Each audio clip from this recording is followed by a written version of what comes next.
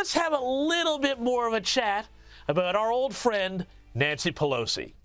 Not the bit about her going to Taiwan, but just for the record, can I say that I am absolutely thrilled that the House Speaker, for once in her oaky California Chardonnay-addled life, has done something halfway decent, useful, and actually based on principle. And the U.S. report congratulates her for taking a stand. Well done, Nancy.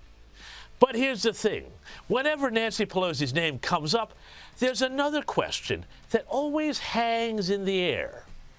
How the hell did she get so goddamn rich? Well, there's a lot of reasons for that, but part of it comes down to the weird rules around playing the share market that American legislators have voted to apply to themselves. And it is part of the greater scandal of the political class in the United States, which lines its own and its family's pockets while ordinary people now suffer through inflation and economic dislocation. Basically, for Congress, the rules around insider trading are such that, if you did stuff that might see you or me banged up in prison for years, they don't apply to members of Congress.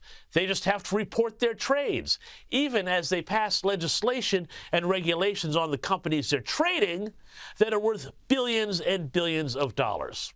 Why, just a few months ago, Nancy's husband Paul snapped up millions of shares in a computer chip manufacturer called NVIDIA, even as his wife Nancy was shepherding subsidies for computer chip manufacturers through the Congress. Sounds legit. And he's not the only one. A recent analysis by Unusual Whales, a service that sells financial data, concluded that congressional lawmakers last year traded $290 million in stocks, options, cryptocurrency, and other assets, and, big surprise, those investments outperformed the market on average. Well, you bet they did. Pelosi's performance ranked 6th best in 2021, with Republican Congressman Austin Scott leading the way, according to the group. And it's not just the share trading. Across the political class, and particularly among Democrats, sweetheart deals are the order of the day.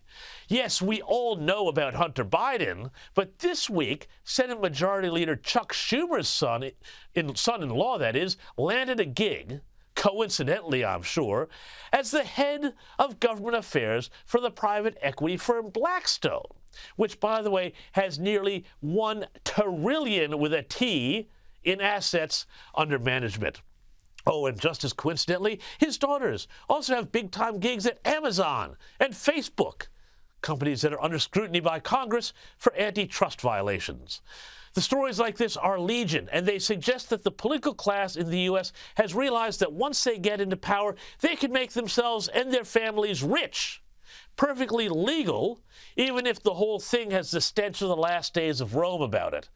And as ordinary Americans struggle with food shortages and high prices, Nancy Pelosi, well, she's happy to go on a late-night talk show and say, let them eat ice cream.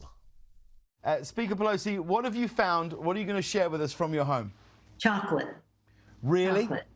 Chocolate candy. Oh, wow. And this is something you can get through the mail. People in our family go for some other flavors, but chocolate, and then we have some other chocolate here.